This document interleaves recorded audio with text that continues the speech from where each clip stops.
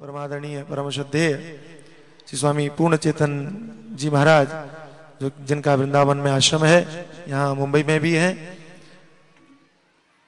बहुत अच्छे विद्वान संत हैं, सरल संत हैं और हमारे बड़े अच्छे अभिन्न मित्र हैं। उनसे मैं निवेदन करूंगा कि वे हमें मार्गदर्शन प्राप्त करें। कृष्णाय वासुदेवाय देवकी नंदनाय च नंदगोपकुमाराय गोविंदाय नमो नमः।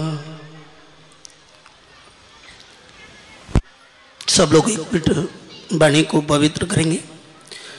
राधे राधे गोविंद गोविंद राधे राधे राधे गोविंद गोविंद राधे राधे राधे गोविंद गोविंद राधे राधे राधे गोविंद गोविंद राधे राधे राधे गोविंद गोविंद राधे राधे राधे गोविंद गोविंद राधे राधे राधे गोविंद गोविंद राधे राधे राधे गोविंद गोविंद राधे राधे राधे गोविंद।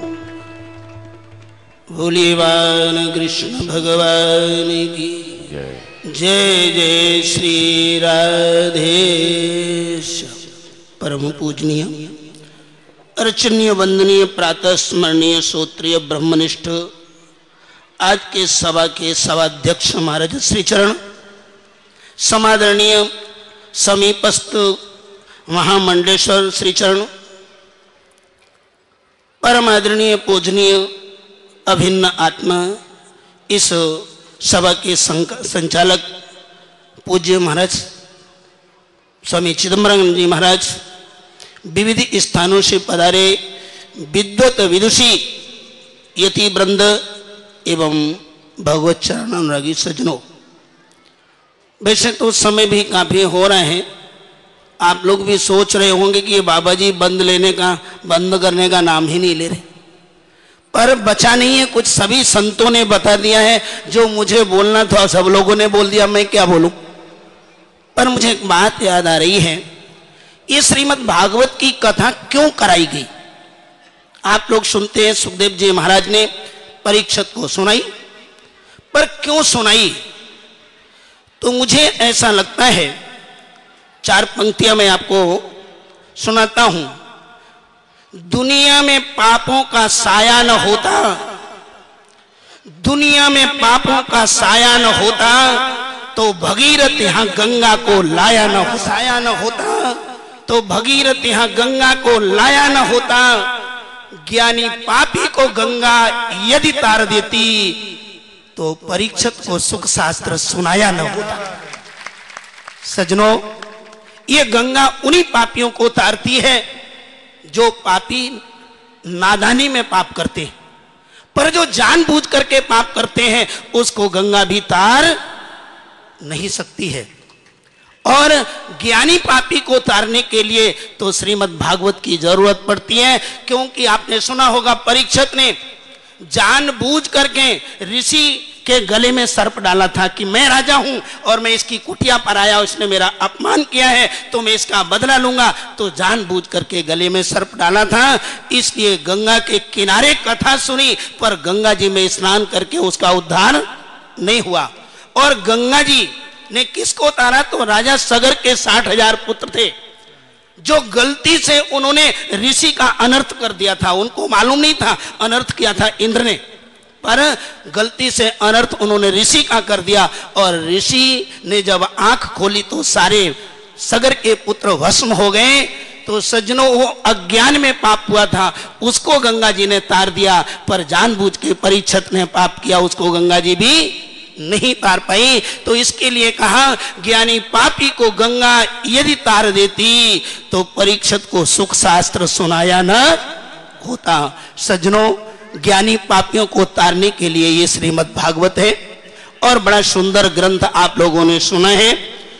और साथ ही साथ आप लोगों के सामने ये संत महापुरुष बैठे हुए हैं। तुलसीदास जी का सबने नाम लिया। मैंने अब घड़ी बंद कर रखी है क्योंकि 5 मिनट देखना पड़ेगा इसलिए। और फिर हमारे बाजू में बैठे हैं संचालक, फिर डर किसका? प्रधानमंत्री के बाजू में बैठा हुआ आदमी, फिर किसका डर है? कोई ऐसी बात नहीं है, चिंता मत करो, मैं समय से ही विराम दे दूंगा।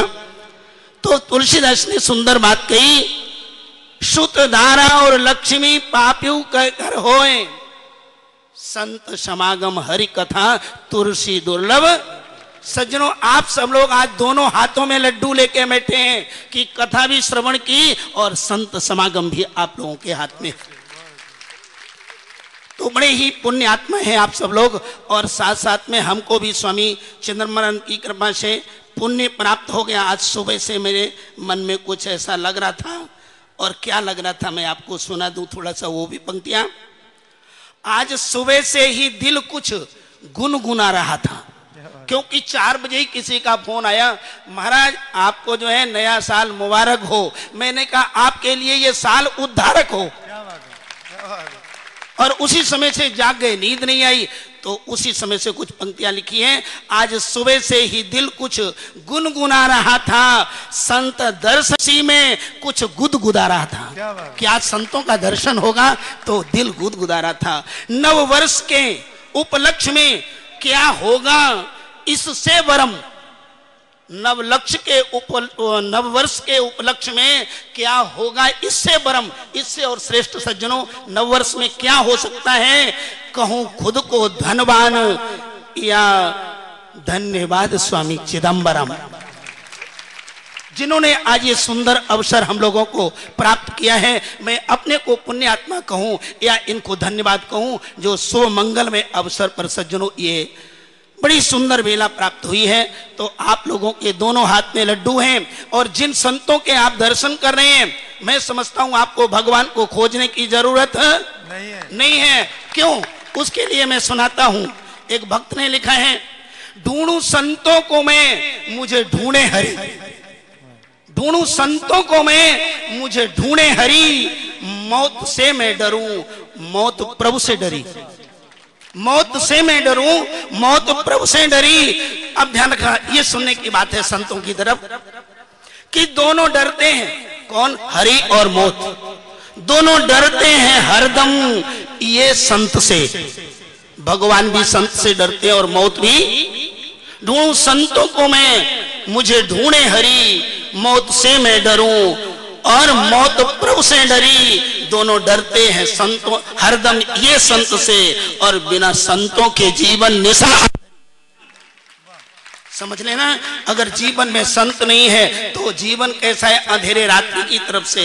किसी ने संतों के बारे में और कहा है, आए जीवन में जब संत सुनहरा सवेरा हुआ, आए जीवन में जब संत सुनहरा सवेरा हुआ, हुए सब पाप विदा दिल से पुण्य वसेरा हुआ।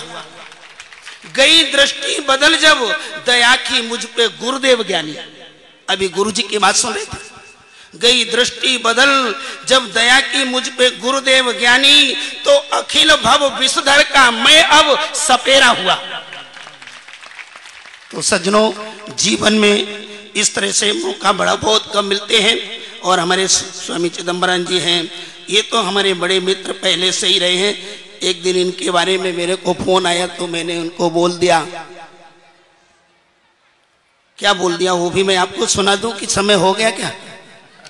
क्योंकि सारे लोग, इनको अच्छी नहीं लग रही है, पर हमको कहने में बगैर रहा नहीं जा रहा है, समस्या तो ये।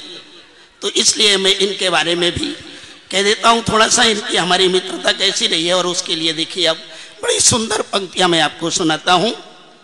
न उगता है हर रोज एक जैसा चंदा, न उगता है हर रोज एक जैसा चंदा, और बड़े भाग्य से मिलता है आप जैसा बंदा। न उगता है हर रोज एक जैसा चंदा, बड़े भाग्य से मिलता है आप जैसा बंदा। मैं क्या तुम्हें कहूं, अब तुम ही मुझे बता दो। मैं तुम्हें क्या कहूं, अब तुम ही मुझे बता दो। मोहन मुरारी या बाल मुकुंदा। तो सज्जनों, इस तरह से मैं आप लोगों का ज्यादा समय न लेते हुए, शायद मेरी समय सीमा हो गई होगी, और मैं महापुरुष जो बैठे हुए हैं इनके चरणों में निवेदन करते हुए अपनी वाणी को और यही वाणी को विराम देता हूं। हरि ओम तत्सत। सद्गुरुदेव भगवान की धन्यवाद दूं कि अपने आप को पुण्यशाली समझूं। मैं यही कहूंगा कि ये अभिन्न है, तो अगर पुण्यशाली समझेंगे तो मैं भी पुण्यशाली हूं, मुझे धन्यवाद देंगे तो इनको भी धन्यवाद मिल जाएगा। दूसरी बात, स्वामी जी ने कहा कि जानबूझ करके पाप करो तो भागवत मुक्त कर देता है, तो कल से शुरू कर दो। इसका मतलब ये नहीं है जो हो चुका है उससे मुक्त कर सकते हैं। अब सुनने के बाद में भी अगर जानबूझ के पाप हो तो इसका मतलब भागवत सुनी ही नहीं है। समझ में है? इन संतों ने जो मार्गदर्शन दिया है, और वाह, आज तो क्या बात है, छा गए। बहुत बढ़िया। तो ऐसी ही कृपा और ऐसा ही नववर्ष हमारे जीवन में प्रतिवर्ष ऐसा वर्ष हो, हम इन संतों से यही मांगते हैं। और हमें इनसे कुछ नहीं चाहिए,